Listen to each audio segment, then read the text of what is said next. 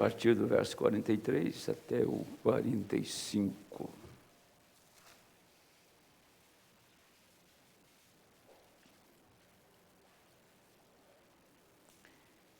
E quando o espírito imundo tem saído do homem, anda por lugares áridos buscando repouso e não o encontra.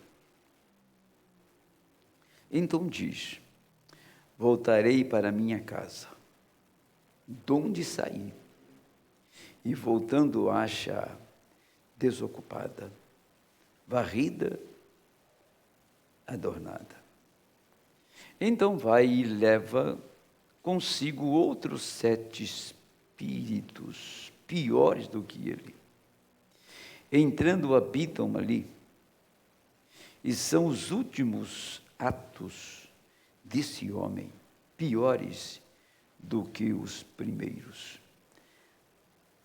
A palavra é essa, o fim do texto. Tá? Então, sempre se atribui a uma pessoa, mas o Senhor Jesus tomou um homem como exemplo, que não se atribui apenas a um homem, mas termina a oração, termina esse texto neste contexto. Assim acontecerá também a esta geração má.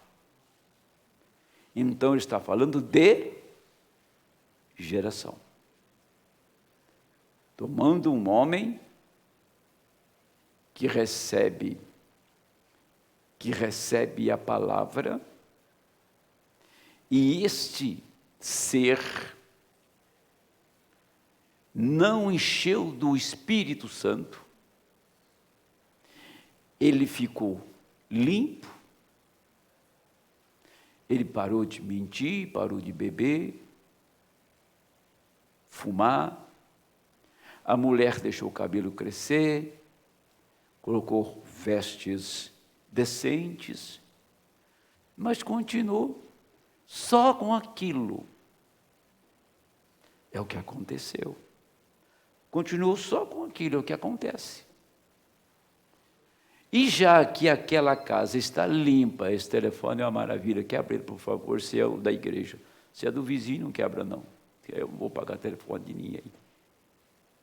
Entendeu? Eu estou brincando. Veja bem, o que eu quero dizer. O que acontece? O Senhor falando e dizendo que é comparando com o homem, apontando para uma geração. E você percebe que era um estado, era uma condição. Mas quando aquele homem, aquela mulher não se encheu do Espírito de Deus, porém a casa estava limpa,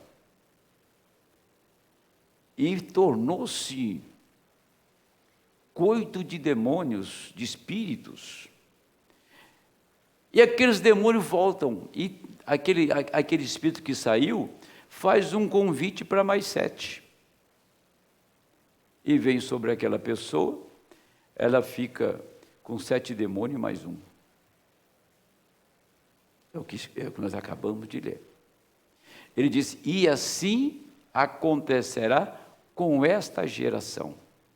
Era a geração dos dias do Senhor, a geração de cada era, e culmina com esta geração aqui. É por isso que a atitude das pessoas, elas são espantosas. Antigamente, quem era avançadinho assim, eram os jovens. Hoje pegou os velhos também, né? A atitude, a maneira que se veste, a maneira que se fala, tudo é espantoso. Igrejas, acabou, não existe mais igreja, existe associações, onde as pessoas se aglutinam ao redor de alguma filosofia e nunca para adorar a Deus. Esse é o estado desta geração. Portanto, eu quero advertir a minha igreja: cuidado com espíritos que está por perto de você. Cuidado. Que vai na sua casa, que frequenta a sua casa. Muito cuidado. Eu não estou dizendo que você vai ficar endemoniado, não é isso. Eu estou dizendo que você pode ter um trabalho, uma dificuldade que poderia ser poupada. Poderia ser poupada. Muito tempo atrás, tivemos um professor que fomos obrigados a dispensar o professor, porque sabíamos que a coisa ia dar problema, por causa do espírito que estava nele. Tá? Quando você convive com o espírito, convive com ele, seja no seu trabalho, seja um professor seu, seja o que mais lá, pessoas do seu convívio assim, você tem que ter muito cuidado, porque amanhã você está falando da maneira dele, fazendo o que ele faz. Tá? Então, temos que ter muito cuidado com isso. Mas estou dizendo que cada cristão é uma casa que é a habitação de Deus. E muitos habitam naquela casa, e muitos habitam religiões, credos, e eles confundem isto com o Espírito Santo. Por isso que Davi disse: como a corça brama pelas correntes das águas, assim a minha alma suspira por ti, ó Deus. Então, vivemos num momento que nunca teve tantos espíritos soltos na terra. Esses espíritos só não vai arrastar eleitos, porque se não for eleito, mais tarde ou mais cedo ele vai debandar. Ele vai debandar. Mas deixa o homem, o dono da casa, mudar para esta casa, entrar aí. Não tem mais espaço para o diabo, né? Nós vamos orar. Curva a sua fronte. Senhor Jesus, nós estamos em sua presença e nós queremos, Senhor, nesta noite procurar dar o melhor que nós temos para Ti.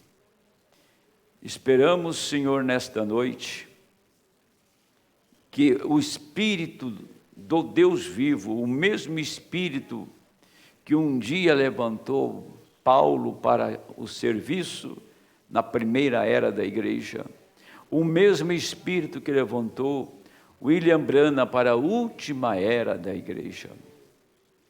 Eu creio, Senhor, que cada semente eleita está no posto do seu dever. Está no posto do seu dever, respondendo exatamente o que corresponde a ele nesta hora. Isso não é por força, por violência. Isso não é insuflar nas pessoas um pensamento, uma religião. Não, isso vem de uma maneira tão suave, tão mansa, tão quieta, que desce do trono e toma o coração eleito.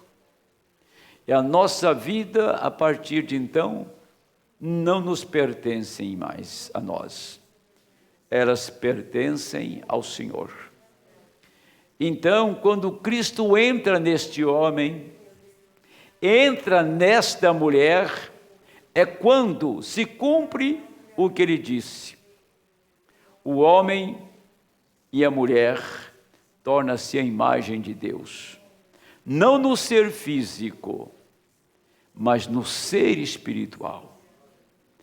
Deus tem entrado em sua imagem nesta hora, e a imagem dele é a sua esposa. Ela nunca irá falhar, nunca irá errar o alvo, porque ela foi predestinada pela soberania de Deus para ser o que ela é. E ela responde como uma verdadeira esposa no posto do seu dever. E agora, Senhor, toma a sua palavra e nos ajude nesta noite, é minha oração, em nome do Senhor Jesus Cristo. Amém. Pode sentar.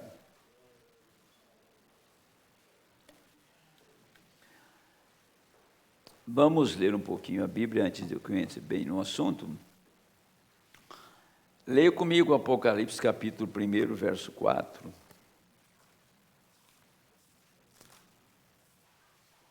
Capítulo 1 de Apocalipse, versículo 4.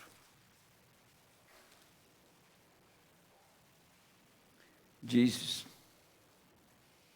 João, às 7 igrejas que estão na Ásia, graça e paz seja convosco, da parte daquele que é e que era e que há de vir, e dos 7 espíritos que estão diante do seu trono. Dos 7 espíritos que estão diante do seu trono.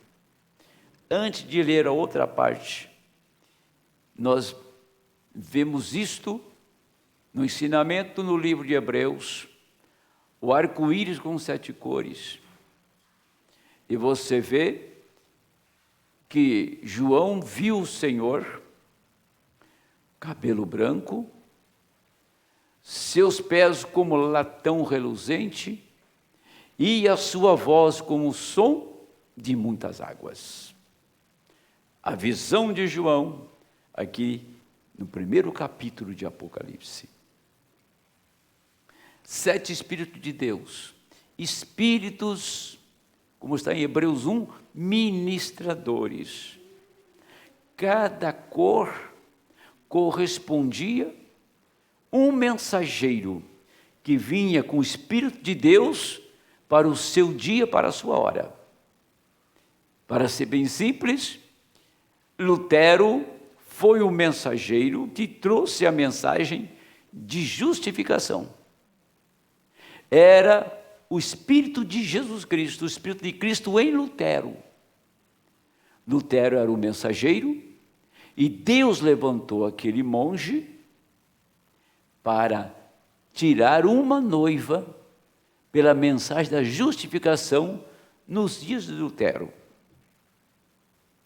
no ano 1517, quando começou a reforma da igreja. Era o Espírito de Deus, que correspondia uma cor do arco-íris. Porque não está aí? 7 igrejas, 7 castiçais de ouro, 7 estrelas, correspondente às 7 cores do arco-íris. Pois bem, depois veio um homem que limpou a igreja, que foi João Wesley. Era o mesmo Espírito de Deus, mas com outra mensagem. Agora não era justificação, porque justificação estava lá atrás. Deus já tinha colhido aquela noiva, e a igreja luterana já estava apostatada. Espíritos, como diz o profeta na mensagem, Cristo é o mistério de Deus revelado, parágrafo 550, que Lutero morreu e depois anjos caídos tomaram conta dos luteranos. Então, se começou com o anjo caído depois de Lutero, não tem anjo eleito mais lá. Estão entendendo? Aí veio Wesley, que limpa a igreja pela santificação, que era outra etapa da graça, era o Espírito de Deus trabalhando, limpando, santificando a igreja. Até que Lutero morre, Deus tira Lutero, tira o grupo dos dias de Lutero, recolhe aquela noiva daquele dia. E que Deus faz? Vai em frente, não para ali. Aí, até chegar os pentecostais, ficou uma igreja fria, morna, que nem cura divina cria. Até que um dia, na rua Azusa, na Califórnia, Los Angeles, um negro chamado William Seymour estava num grupo de oração e o Espírito Santo veio sobre eles. Eles começaram a falar em línguas e começou o movimento pentecostal. 1906. Em 1906, 3 anos depois, nasce uma criança com um sinal que era o profeta desta era, em 6 de abril de 1909. E dali passaram anos, até que o irmão Branham cresceu e começou a pregar com 18 anos, 20 anos, 19 anos, com sinais, com visões, com aparições. O próprio Senhor apareceu para ele, assim por diante, e já estava indicando a morte dos pentecostais, quando Deus levantou um profeta para trazer a palavra em sua plenitude. Mas a princípio, o Senhor veio para os pentecostais, e os pentecostais gostaram muito do irmão Branham, das multidões e dos sinais e das maravilhas, mas nunca aceitaram a mensagem do irmão Branham. Assim, até que chegou na abertura da palavra, até que chegou em 1959, quando o irmão Branham estava criando esquilos, mas não era o profeta criando esquilos. Era o Senhor trazendo um pensamento na mente do irmão Branham. E quando ele estava pensando, você está caçando o esquilo, você precisa de esquilo, e assim por diante. Então você fala que os esquilos aparecem. O irmão Branham ouvindo e pensando, quando ele falou, o esquilo apareceu. Mas não ficou só naquilo. Daquele episódio lá, da criação de esquilos, quando ele contava essa história na casa de Musier, então, ali, ele contando, e o respeito que Musier teve, e de dizer para o profeta, o que o Senhor está dizendo é tudo verdade, mas ela não estava no bosque para ver o esquilo aparecer.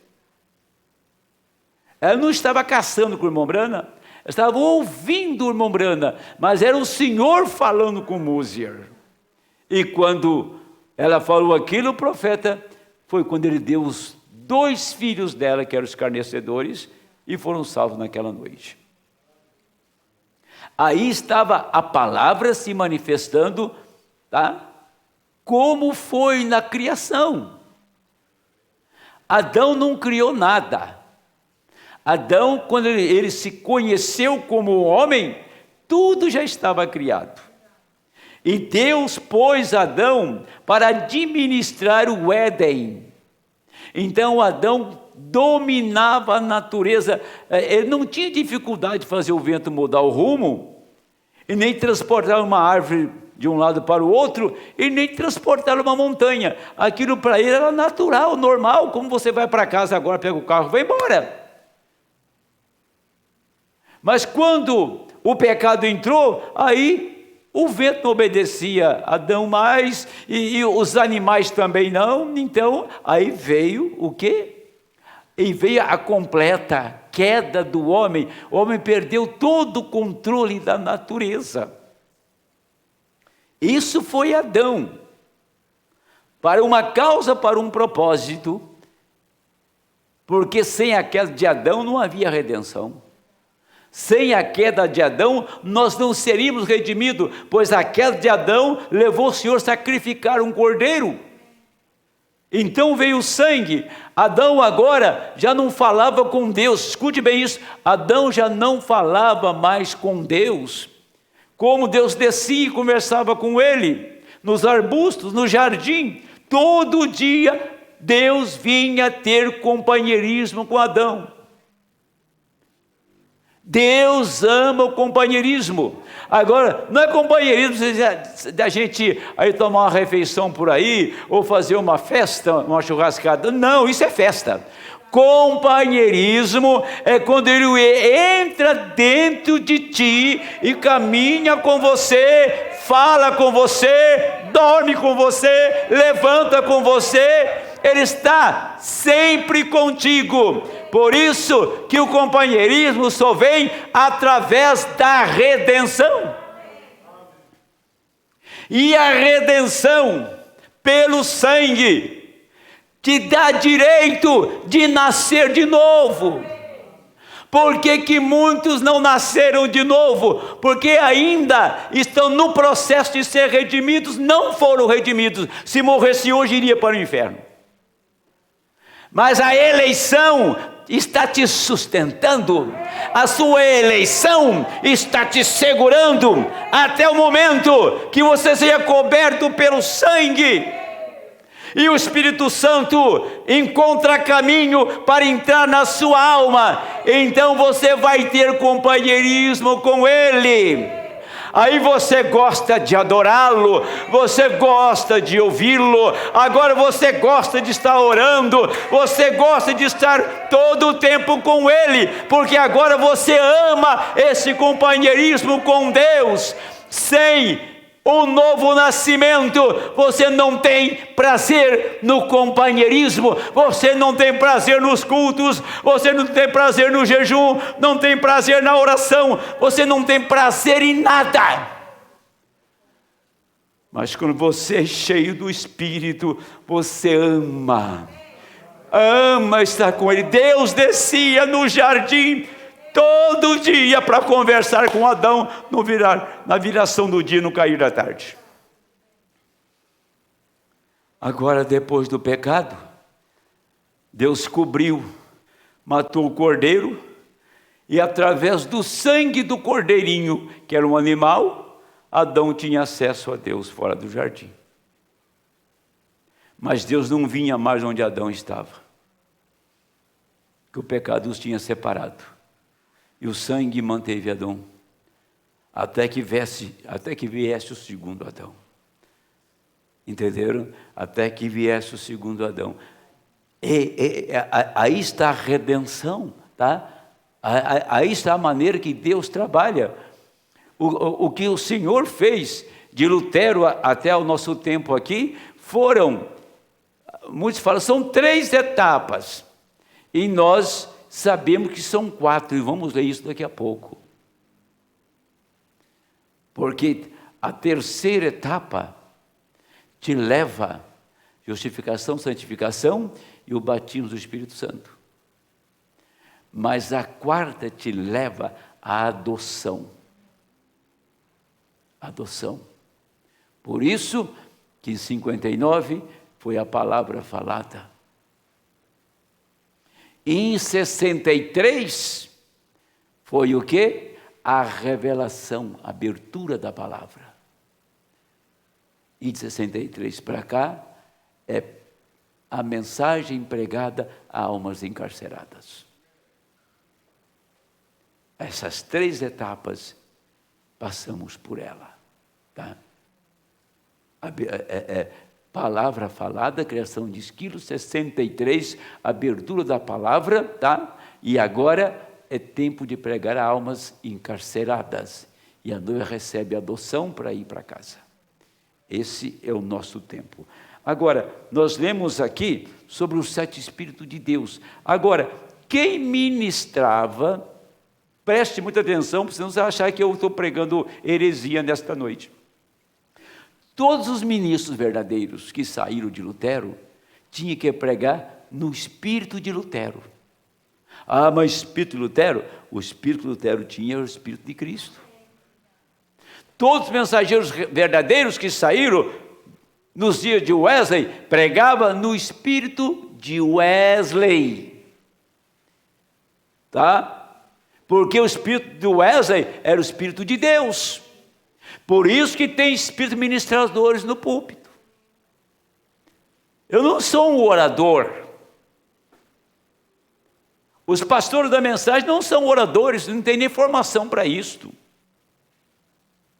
Mas por que eles falam com tanta ousadia e capacidade de fazer o povo entender?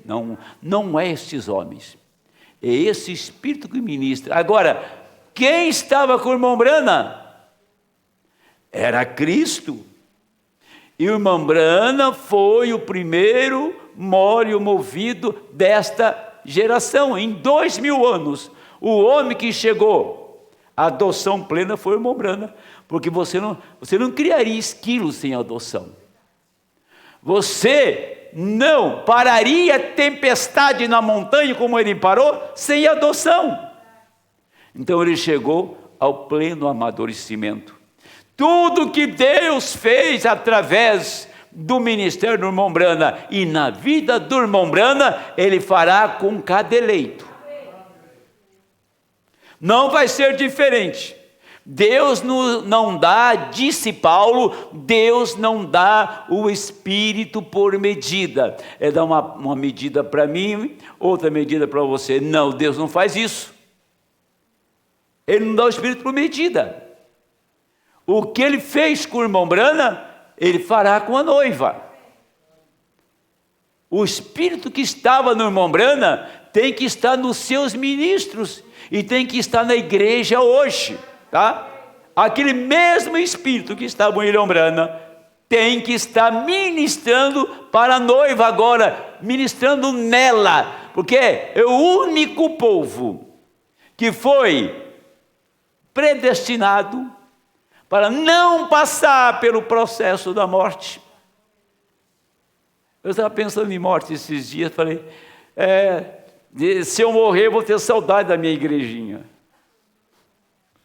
Pensamento idiota. Eu falei, como que eu vou ter saudade de vocês, se eu vou encontrar vocês assim que sair daqui?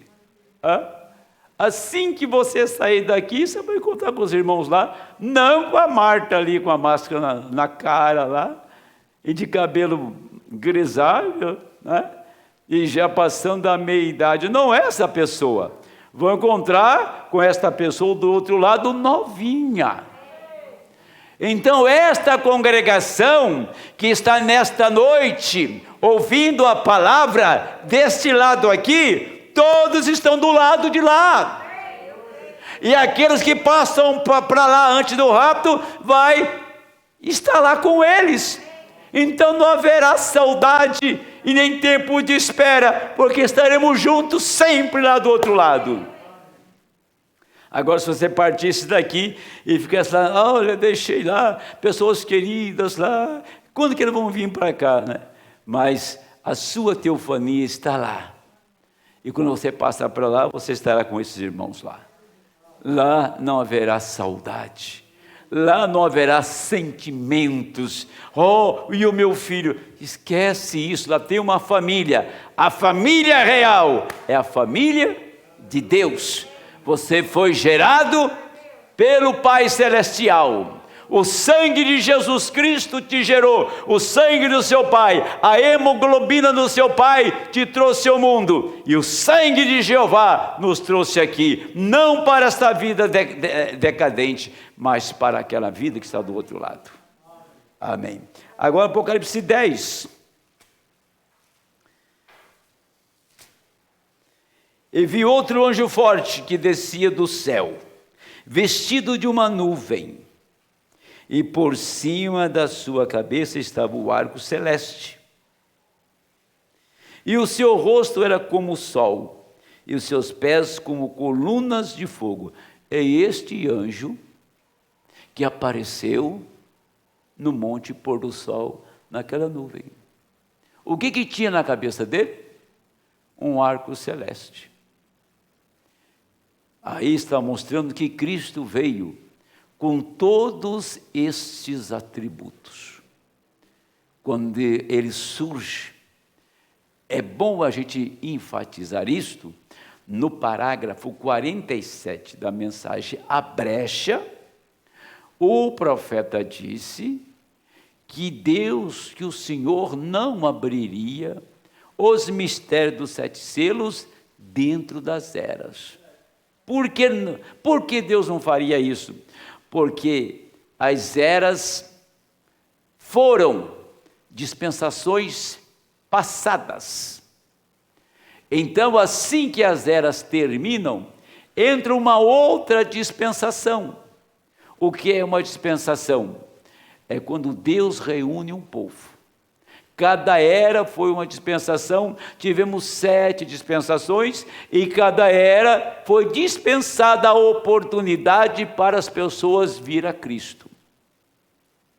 E quando as eras terminam, aí ele vai abrir os selos em outra dispensação, abrir para a noiva. E ele chega a dizer que isto aqui é a era da noiva, uma dispensação só da noiva. Tem muita gente enroscada, tem muita gente aglomerada, mas essa dispensação é da noiva, tá?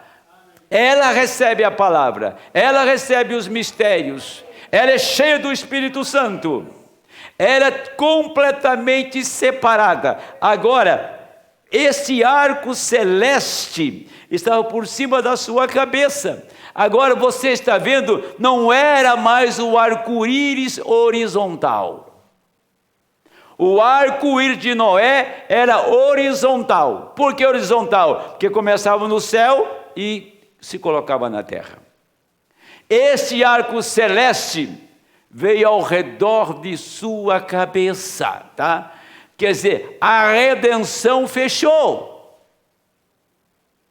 Todas as vezes que tem uma chuva no cair da tarde ou pela manhã, e que o sol aparece e fica um nevoeiro, e o sol aparece entre as nuvens, você vai ver o arco aparecer no horizontal. Mas quando passa a chuva do avivamento do profeta do Senhor, quando passa a chuva do avivamento de Gales, quando passa a chuva do avivamento pentecostal, e que era o cair da tarde, que não era noite nem dia, então ele vem e aparece, não o arco celeste que aparece depois da chuva, mas o arco celeste, o arco que é os atributos de Deus. Então as 7 mensagens, aqueles 7 espíritos que ministraram em cada homem, que é o Espírito de Cristo, veio na totalidade. As 7 eras da igreja estava apenas representado lá, porque lá estava o arco celeste com as 2 pontas fechadas, dizendo: o tempo terminou, o tempo está fechado, e agora a redenção só é dela, ela é a redimida do Senhor, e cada eleito, não importa o tempo que ele nasceu, a idade dele, aonde ele estava, ele virá, porque Deus não perderá nenhum dos seus. Agora que eu vou entrar, quer dizer, passaram 7 eras, veio a plenitude do Espírito Santo através do irmão Brando, não veio? Veio a plenitude da palavra. Toda a palavra está revelada. Toda a palavra está aberta. Todos os mistérios estão revelados. Vem a plenitude da palavra. Aí vem a plenitude também de Satanás. Vem a plenitude do diabo. Todos os espíritos que cavalgaram durante as eras para se opor à igreja, se manifesta agora. nos filhos da desobediência. Por isso que tem tantos estupros, por isso que tem tanto lesbianismo, homossexualismo, há tantos toxicômanos, por isso que há tanta prostituição, por isso que o casamento acabou, por isso que casamento não tem duração, se dissolve como gelo no sol quente. Por quê? Por causa de espíritos. Entendeu? Nada se firma mais, nada mais se estabelece, é tudo muito superficial, porque reuniram todos os espíritos durante as 7 eras, para todos eles se manifestar nesta era. Então um homem, ele tinha um espírito, e depois ele ficava vazio, limpo, e aquele demônio convidava mais 7 e vinha sobre ele. Então todos os demônios de todas as eras se manifestam aqui. Por isso que é uma era terrível, perniciosa, licenciosa, endiabrada. Por isso que é uma era terrível, é uma era que ninguém se firma em nada, não pode confiar em mais nada. Por quê? Porque é uma era de demônios, e o profeta disse que lá no rio Eufrate, aqueles demônios foram soltos, 200 milhões de demônios foram soltos, e estão aqui. Quando Deus desceu e abriram os selos, o profeta disse que o inferno também subiu na terra. E agora Deus está dando para nós uma prova final. Nós estamos em uma prova final. Este é o momento final, tá? Esta hora final, esta confusão, esse escândalo que não está só no Brasil, mas nas nações ao redor do Brasil e ao redor do mundo agora, com esse acontecimento aqui em nosso país, é um sinal real e verdadeiro para arrancar a semente eleita do meio da confusão e trazer para receber a adoção, e Deus tomar a noiva e levar para casa. Se isto não for isto, então o profeta errou, porque ele disse: em meio a uma grande confusão, a noiva será tomada. Era de Laodiceia. Vou ler algo aqui para vocês. A promessa nesse tempo. Agora, ele disse, ao qual, olha bem, eu vou ler uma escritura aqui, em Filipenses capítulo 1, versículo 6. Tendo por certo isto mesmo. Isso foi usado nesse país, isso foi interpretado erroneamente. Deus não começa uma obra numa igreja, começa numa pessoa. Escute. Deus não começa uma obra aqui em São Paulo. Deus começou uma obra aqui? Não. Deus começou uma obra em ti. E a interpretação foi que Deus começou a obra no Centro-Oeste, né? Então está terminando muito mal, né? Tendo por certo isto mesmo, que aquele que em vós começou a boa obra, a aperfeiçoará até o dia de Jesus Cristo. Meu irmão, meu irmãozinho, Deus começou aí com você? Deus começou a boa obra em você? Ele vai aperfeiçoar. Você vai ser perfeito, como Ele é perfeito. Deus não começa uma obra e depois Ele para, porque acabou o dinheiro, porque faliu, e fica lá uma carcaça de uma construção, que foi só começada e não pôde terminar, porque o projeto foi errado, o orçamento foi errado, e acabou o dinheiro, e a obra para, aquilo vira um museu, um mausoléu. Deus começou a boa obra no eleito. Deus não começou em uma igreja, em uma denominação, em um grupo de pessoas. Deus não começou esta obra tratando com um povo, tratando com o indivíduo. Se Deus começou em você a boa obra, e se você está com a vida desgastada pelo pecado, se você ainda está vivendo uma vida superficial, e se o seu casamento vai a trancos e barrancos, se é que está indo, e se a sua juventude está quase beirando ao mundo, não, vai acabar tudo isso, porque Ele começou a boa obra, Ele vai pôr a coisa no eixo, Ele vai puxar a coisa no seu lugar, vai trazer para o centro, vai te trazer para a palavra. Eu não acredito em crente acomodado, ponto. Ele é a testemunha verdadeira. Agora, esta palavra verdadeira é a mesma palavra que vem ali de Apocalipse 3:7. Você recordará que não significa verdadeira, como que em contraste com o falso, o verdadeiro em contraste com o falso. Tem um significado muito mais profundo e rico.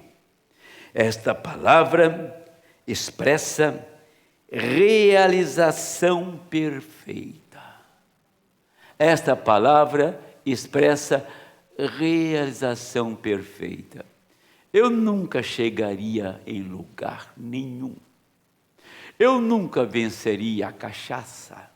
Eu nunca venceria a beleza das mulheres no mundo. Eu nunca venceria o meu ego. Ninguém aqui venceria por si.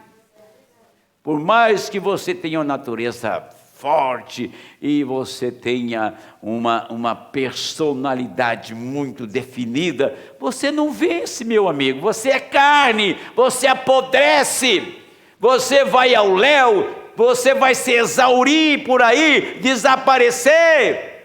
Mas agora, quando fala a palavra verdadeira, não é em contraste ao falso. Verdadeiro significa realização perfeita, em contraste à realização parcial. Agora, de volta à era de Filadélfia, a vinda do Senhor estava próxima. Quão grande o amor por Ele manifestou aquela era, que foi a era de Filadélfia, que está lá em Pedro, capítulo 1 Pedro 1:8. Por isso, o que você acha? Se Deus fosse na casa de Abraão assim, meio de sopetão, né? Abraão estava lá, no cair do dia, no virar do dia, o sol quente, e as coisas não estavam muito boas para ele, estava lá no deserto, e ele chegasse lá. Não foi assim. Primeiro Deus revela a Abraão numa teofania, Melquisedeque. Então Abraão sabia que era Deus. Depois Abraão, lá no capítulo 15, oferece um sacrifício e Deus desce no meio do sacrifício. No capítulo 16, Deus vem e faz um pacto com Abraão. No capítulo 17, Deus vem e muda o nome dele de Abrão para Abraão, de Sarai para Sara. No capítulo 18, aparece um homem empoeirado. Aí Abraão olhou para ele e falou assim: você é aquele pilar de fogo que desceu entre o sacrifício? É esta pessoa. É aquele também que veio ao meu encontro quando eu voltava da guerra, que me deu pão e vinho. Só que agora não é uma teofania, agora é Deus em carne. Jesus, para manifestar a sua vinda para a noiva, ele veio numa teofania para os filhos de Abraão, para abrir os mistérios. Deus foi se revelando a Abraão, até que Abraão viu Deus em carne. Estão entendendo? Deus foi se revelando a Abraão, no capítulo 14, até o 18, foi se revelando, foi abrindo a palavra para Abraão, até que Deus se manifestou em carne, e Abraão não estranhou aquilo, ele sabia que era Elohim que estava conversando com ele, que estava comendo com ele.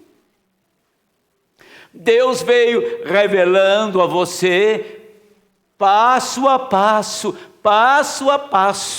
das Escrituras e desta mensagem, até o ponto que você pode ver Deus atrás de pele humana. Quando você escuta a palavra, é música suave, é música aos seus ouvidos, é regozijo para a sua alma, é uma chuva para a terra cansada, aleluia, é uma fonte que jorra água para aquele que está sedento, é uma mesa farta para o faminto, é alegria, é gozo na alma, saber que você agora pode reunir com Deus para adorá-lo numa noite como esta.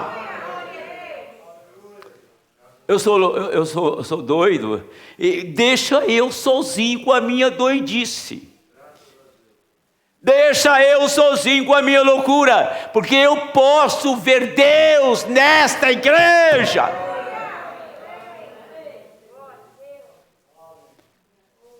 Atrás de pele humana, homens e mulheres mortais. Louquinho, né? Doido, né?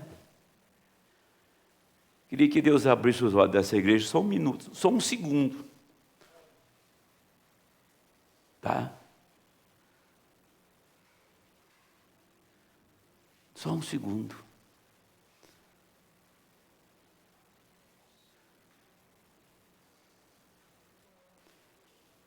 O Senhor já chegou e disse para essa igreja aqui, que vocês não sabem, nunca mais vocês cantem esse hino na igreja. Eu sei que não é. Por que Deus tem esse cuidado, irmão Denilson? Eu vou falar para vocês domingo um acontecimento aqui fora do ar. Porque sou mortal. Eu vou ser bem claro. Quando você vê algo aqui junto comigo, não sou um pássaro raro, não sou um pássaro raro e nem sou um bobo presumido. Quando um homem está pregando e que a glória do Senhor se manifesta naquele lugar, ele tem que ter temor e não se exaltar sobre aquilo e fazer algo, fazer-se um personagem que deve ser respeitado.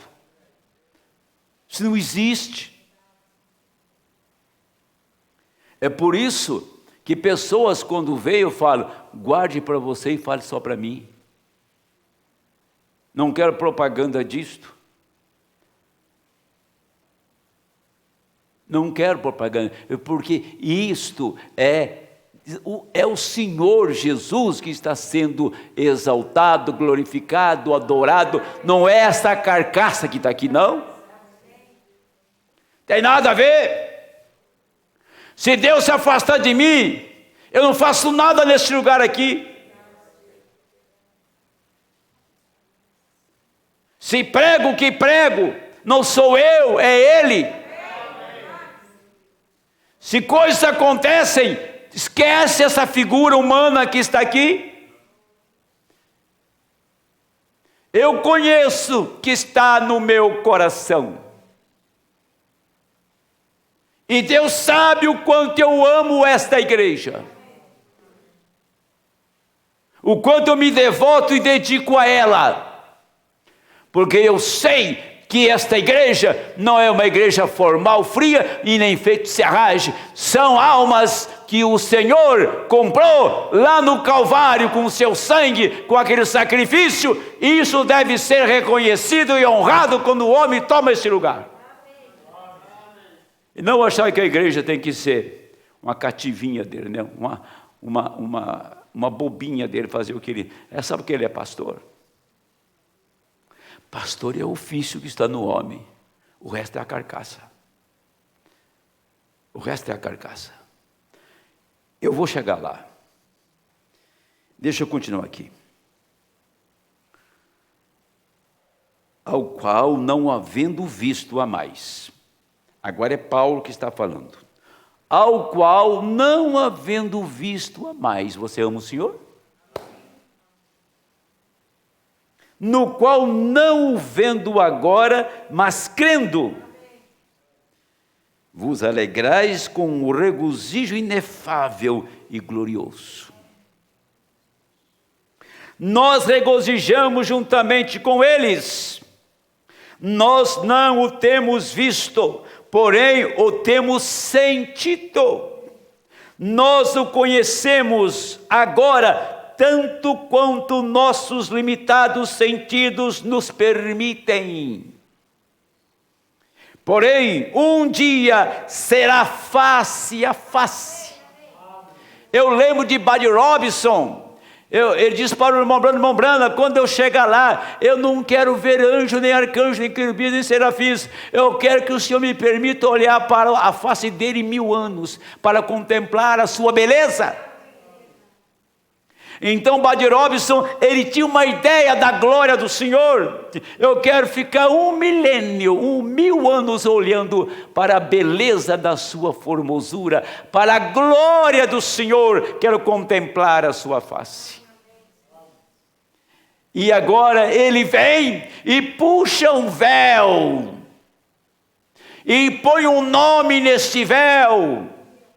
Ele anda para lá e para cá, como lá no antigo tabernáculo no deserto. A glória do Senhor estava a um passo da congregação, atrás do véu. Era só puxar o véu daquela pele de animais que você via a glória dele. Porém você morria se isso fizesse. Mas hoje você morre se você não vê a glória dele. Hoje você morre se você não sentir o mover dele na igreja. Hoje você morre se você for um crente formal, fria, calculista, mental, intelectual. Você tem que ser um crente arrojado. Um dia vocês vão ser um crente da maneira que Deus quer. Nem que seja o último dia de vida minha pregando aqui.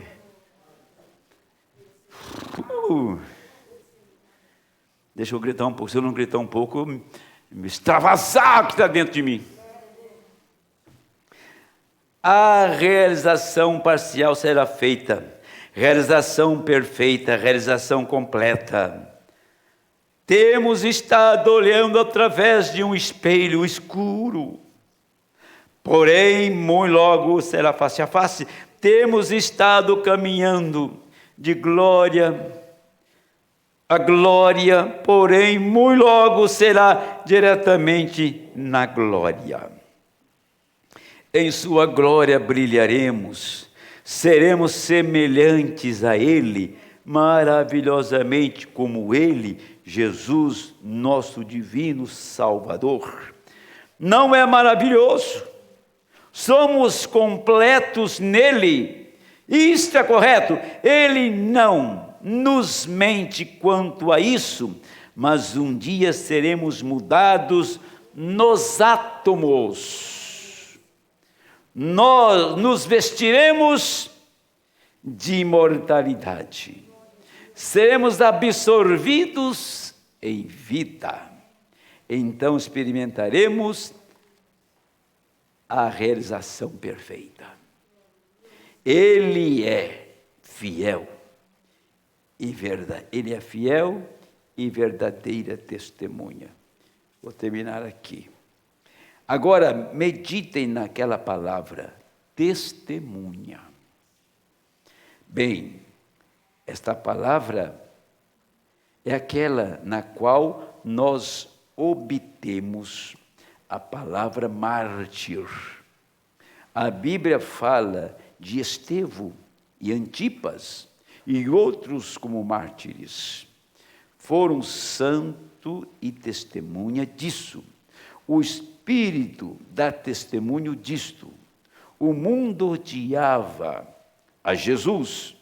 Ele o matou, porém Deus o amou e ele foi ao Pai. A prova de que ele foi ao Pai é que o Espírito Santo veio. Jesus não disse isto, ele falou sobre isso. Se eu não for, o Espírito Santo não virá. Para ele ir ao Pai, ele tinha que passar pelo sacrifício, tinha que passar pelo martírio, e levantar naquela manhã de ressurreição, e testemunhar por 40 dias que ele tinha ressuscitado para a sua igreja, e depois ir ao Pai. Quando ele foi ao Pai, ele voltou. Se eu não for, o Espírito Santo não virá. Mas se eu for, eu enviar-vos-ei a vós. Porque aonde você estiver, eu estou contigo. Aonde eu estiver, vocês estarão comigo. Essa é a promessa, que aonde você estiver, Ele está contigo. Eu quero ver Satanás bater caixa e fazer farra na vida de um crente nascido de novo. Eu quero ver empurrá-lo para o mundo. Eu quero ver ele meter a cara na internet para ver pornografia. Eu quero ver esse crente sair por aí e beber um pouco. Eu estou duvidando muito disso, porque Deus sustenta esta igreja em pé. Ela nasceu de novo. Ela tem uma experiência vivida com a palavra. Se eu tivesse tempo, eu ia fazer uns desdobramentos aqui, tá? Mas eu quero pegar aqui para substanciar isto, tá? Aqui está, ó. Apocalipse 1 e 6. Apocalipse 1 e 6.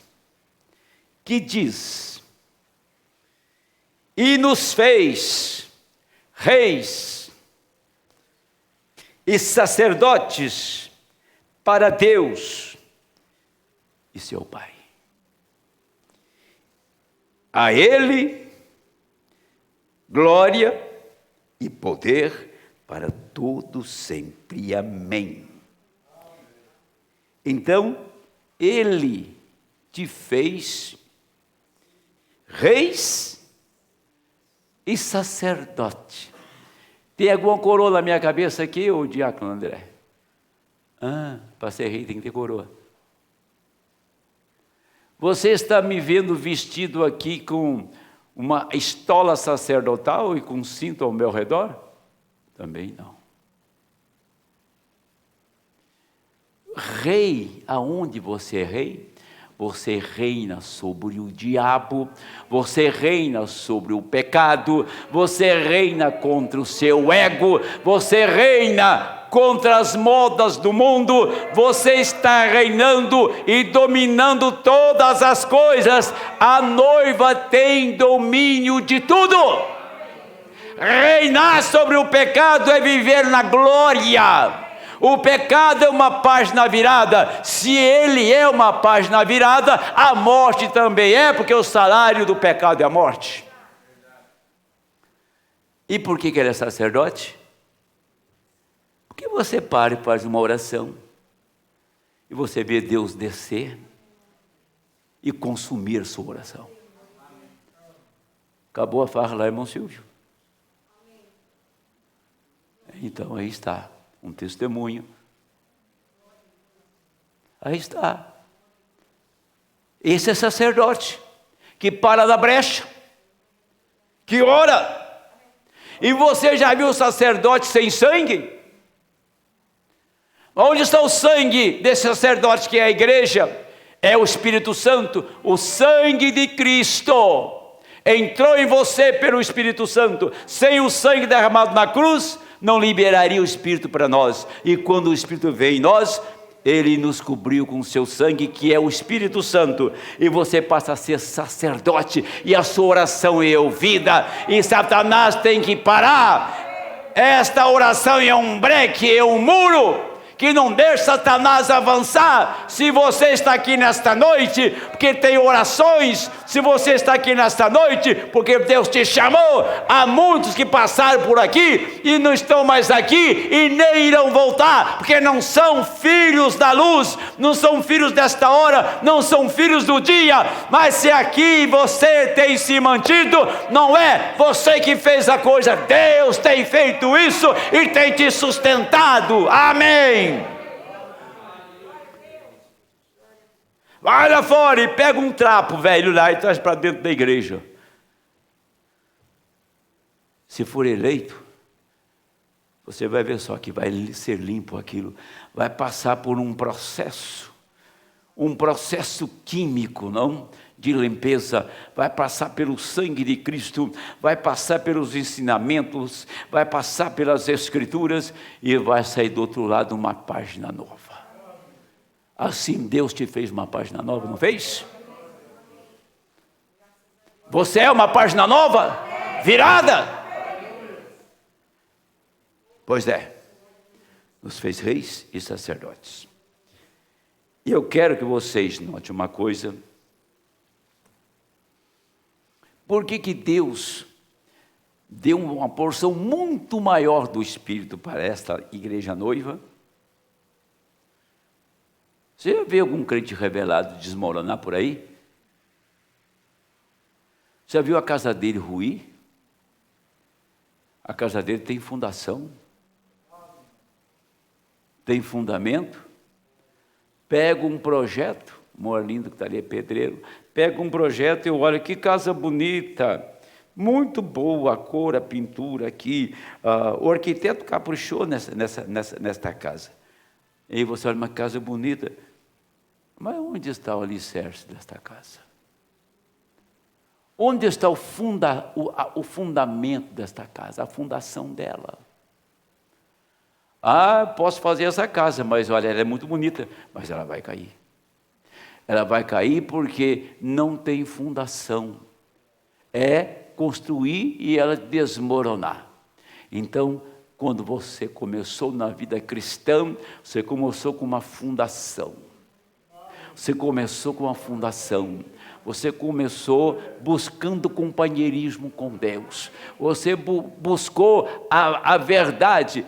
Cada detalhe, cada ferro posto nessa construção, todo o material para pôr na construção, você achou nesta Bíblia. Como fazer o alicerce? Qual é a bitola do ferro? Que cimento nós vamos usar? Qual é a profundidade desse alicerce? Como vai ser feita essa casa? Qual é o tamanho dela? Qual é o peso dela? Quantas lajes ela vai ter? Quantas coisas? Qual é o peso dela? Então é tudo calculado e tudo é colocado na fundação para sustentar essa casa. Deus nos deu uma fundação, e a fundação é a sua palavra, a fundação é o companheirismo com Ele, através da redenção. Quando essa casa está edificada de maneira correta, ela não vai desmoronar, ela cresce para a glória do Senhor. Agora vamos ler Ezequiel, para me terminar. Ezequiel 37. E vou dar para vocês uma mensagem. 457, restauração da árvore noiva. E eu daqui um pouquinho eu paro. Vamos lá, esse aqui é o 37. Você sabe que eu vou ler, não sabe? Então leiamos com toda atenção. O que vou ler aqui se trata de Israel, mas é aplicado a sua vida com Deus. As 4 etapas que você passa, tá, na presença de Deus para chegar à perfeição. Veio sobre mim a mão do Senhor, e o Senhor me levou em espírito e me pôs no meio de um vale que estava cheio de ossos. E me fez andar ao redor deles. Eis que eram muito numerosos sobre a face do vale, estavam sequíssimos. E me disse: filho do homem, poderão viver estes ossos? E eu disse: Senhor Jeová, tu sabes. Então me disse: profetiza sobre estes ossos, e dize-lhes: ossos secos, ouve a palavra do Senhor. Osso seco, homem seco, vazio, ouve a palavra do Senhor. Assim diz o Senhor Jeová a estes ossos: eis que farei entrar em vós o Espírito e vivereis, e porei nervos sobre vós, e farei crescer carne sobre vós, e sobre vós estenderei pele, e porei em vós o Espírito, e vivereis e sabereis que eu sou o Senhor. Então profetizei, como se me deu ordem. E houve um ruído enquanto eu profetizava, e eis que se fez um rebuliço, e os ossos se ajuntaram, cada osso ao seu osso. E olhei, eis que vieram nervos sobre eles, e cresceu a carne, estendeu-se a pele sobre eles e por cima, mas não havia neles espírito. Ele me disse: profetiza ao espírito de profetiza. Ele me disse: profetiza ao espírito, profetiza ao filho do homem, e diz ao espírito: assim diz o Senhor Jeová, vem dos 4 ventos ao Espírito, e assopra sobre estes mortos, para que vivam. Vem os 4 ventos, e vinha sobre esses, sopra sobre esses mortos, para que vivam. E profetizei como ele me deu ordem. Então o Espírito entrou neles e viveram, e se puseram em pé um exército grande em extremo. Agora vamos no que o profeta interpretou sobre isso, a mensagem restauração da árvore noiva. Aí você pode pegar esta mensagem e ir lá na crucificação de Cristo. Você pode ir lá, sabe na onde? Onde estavam os 4 judeus. Os 3, Sadraque, Mesaque, Abidnego. Quem que estava na fornalha? Era o 3º ou era o 4º homem? Tinha 3 homens na fornalha. As 3 testemunhas. Mas quando eles abrem a fornalha para ver, tinha 4 passeando na fornalha. 4º homem era Cristo. Quando você toma os 4 dias da morte de Lázaro, foi o primeiro dia, o 2º, o 3º e o 4º. No 4º dia, Jesus foi na sepultura e tirou Lázaro para fora.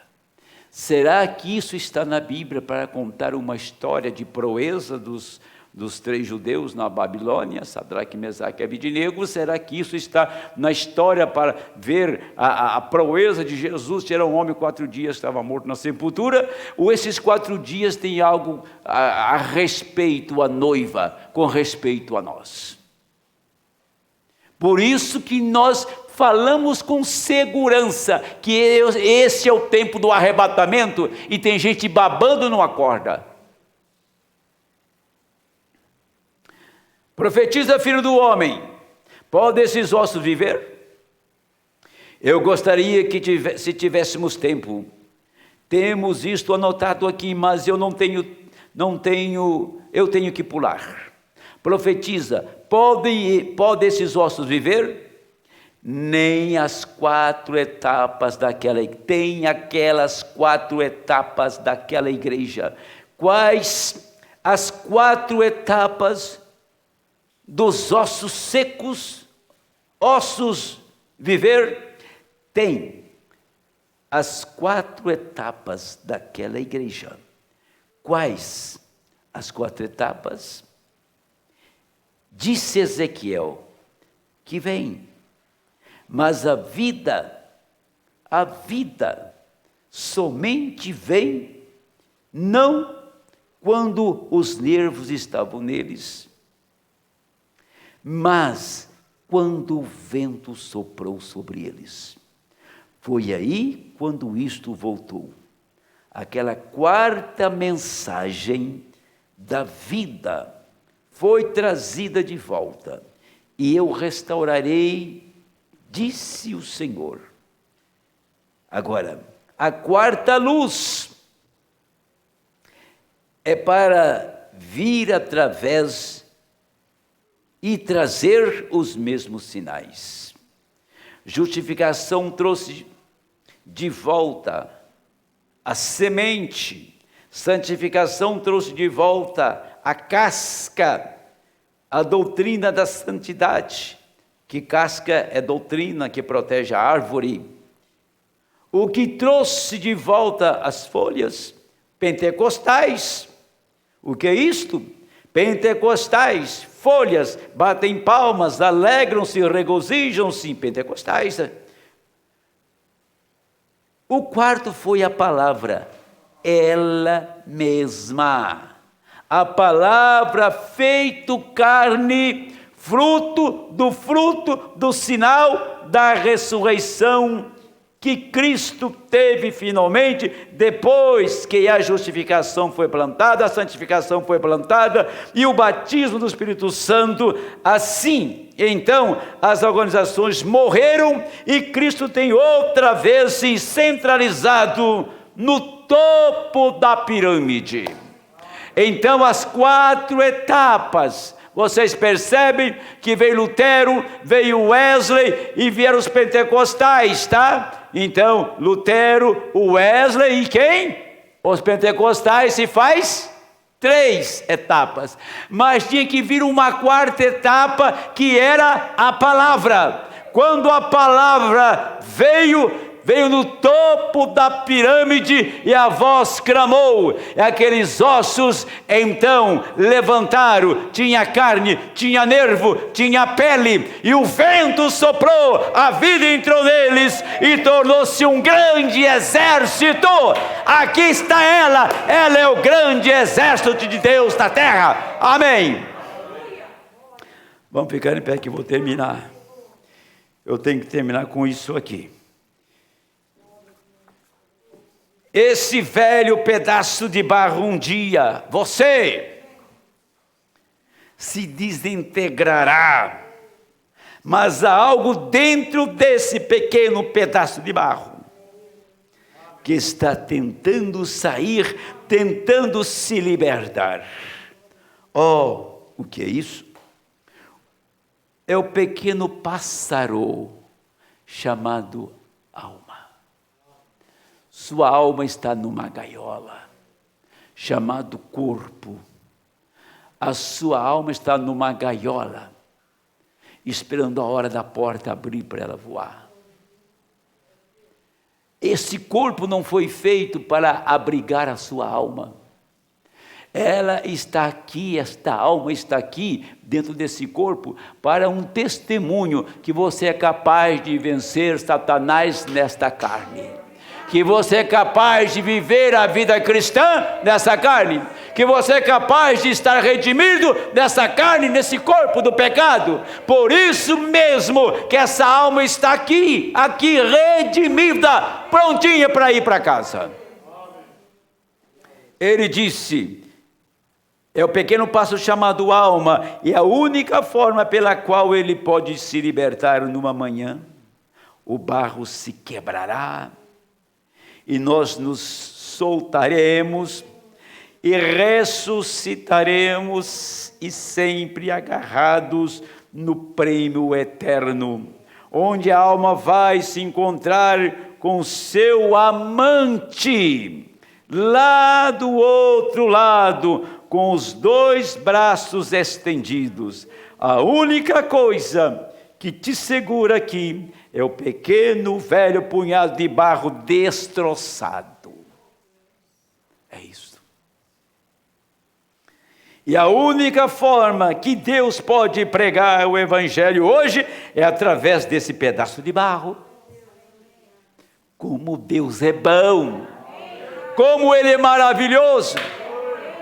Toma um bagaço, toma um homem estendido na sarjeta, levanta este homem, passa por um processo na máquina divina, limpa este homem, limpa esta mulher, pega a samaritana, pega um gadareno, pega um Zaqueu, pega um crápula e limpa este homem. Fala, olha, eu vou viver dentro deste homem, eu vou viver dentro desse pedaço de barro.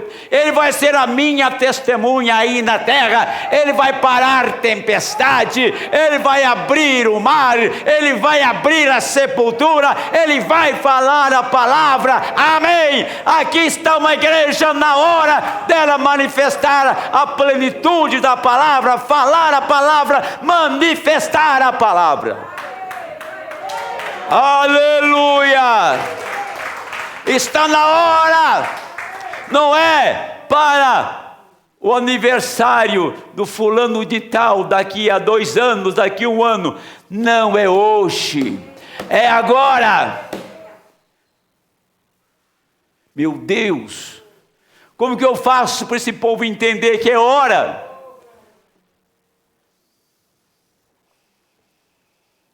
Pedaço de barro. Esta é a razão pela qual Ele está te mantendo aqui. É por isso que vocês, enfermos, têm o direito de vir a Cristo. Diga, Senhor Jesus, se Tu simplesmente me curares, agora eu seguirei. Talvez eu não seja um pregador, mas falarei sobre isso.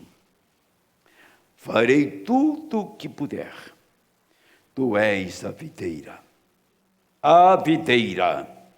Tu és o pé da videira, o tronco. Os galhos produzem frutos. Não o tronco, a videira, o galho. A videira é apenas, coloca energia naquilo. Ele é o tronco. Você está me entendendo? Ele é a videira, ele é o tronco, ele é a raiz de Jessé. Ele põe força no galho, e o galho faz que os frutos se manifestem, que é sinais e maravilhas, e a manifestação dele. Você tem que chegar numa igreja incendiada pelo fogo do Espírito Santo, chegar numa igreja remida pelo sangue do Cordeiro, abrir sua boca e você vê os frutos que essa árvore está produzindo, que vem lá do tronco, é lá da videira, é Cristo em nosso meio. É Cristo aqui. Farei tudo, ou seja, agora a videira não produz fruto, o galho produz, os galhos produzem frutos. Não a videira, o galho. A videira apenas coloca energia naquilo. O Evangelho pode ser pregado por Cristo se você apenas se soltar e for um galho que produzirá frutos. Outros poderão ver Cristo em vocês, através do seu testemunho, através da sua vida e da forma que você vive. Ele é a energia, mas você é a imagem. Você é a Bíblia caminhando. E escuta, eu estou lendo o parágrafo 244. Companheirismo através da redenção. É a mensagem. Ele entrou ou não entrou na sua imagem? Ele entrou ou não entrou na sua imagem? Ele disse, você é uma Bíblia andando. Os homens podem ler esta Bíblia porque ela está em todas as bibliotecas do mundo. Em cada altar religioso tem uma Bíblia. Eu quero ver eles ler a Bíblia aqui. Eu quero ver eles ler a Bíblia aí, em você. Porque você é uma Bíblia, a palavra andando. Tá? Deus redimiu esse corpo do pecado para viver nele. Redimiu esse corpo que veio da queda para viver nesse corpo. Os anjos não entendem isso. Os querubins, os serafins, os arcanjos, toda a míriade celestial não entende esta língua. Esta língua é para a noiva. Esta língua é para crentes nascidos de novo. Só um crente nascido de novo entende esta língua, entende esta palavra, entende esse idioma. E quando você começa a pregar, os anjos ficam assim: que coisa, o que está acontecendo lá com aquele povo? Que coisa, estão tão felizes. Eles nunca precisaram do sangue de Cristo, eles são seres criados. É como se você pega e faz uma garrafa dessa, ela não tem nenhum sentimento, Deus entra e movimenta isso. Mas você não é assim, você é diferente. Deus te criou à imagem, à semelhança dele. Deus quis viver em você. Deus quis que você manifestasse a ele aqui na terra. Deus quis que você fosse a palavra andando de um lado para o outro. Deus fez você para parar tempestade. Deus fez você para levantar mortos. Deus fez você para desafiar o inferno. Deus fez você para vencer todas as batalhas travadas aqui neste velho mundo escuro. É por isso mesmo que o profeta disse: quando a noiva souber quem ela é, ela será raptada. Ela vai descobrir que apenas ela é uma parte de Jeová e que não vai ficar mais aqui, que quando ela subir para casa, todos os anjos curvarão sua cabeça na curvatura da terra, porque ela vai subir cantando. Meu cantor, porque ela vai subir cantando. Eu espero que o cantor, ele acorde e comece a cantar. Ela vai subir cantando um hino que os anjos não conhecem, que os anjos nada sabem. Ela vai cantar o hino da redenção. O hino do navio negreiro, o hino do navio cheio de escravos. Ela subirá cantando e os anjos curvarão a fronte e diz: que cântico maravilhoso. Mas o que eles estão cantando? Porque só canta sublime graça quem foi redimido. Você foi redimido? Cante sublime graça. Deus abençoe. Meu abraço a todos. O irmão Deus nos faça a oração depois do hino.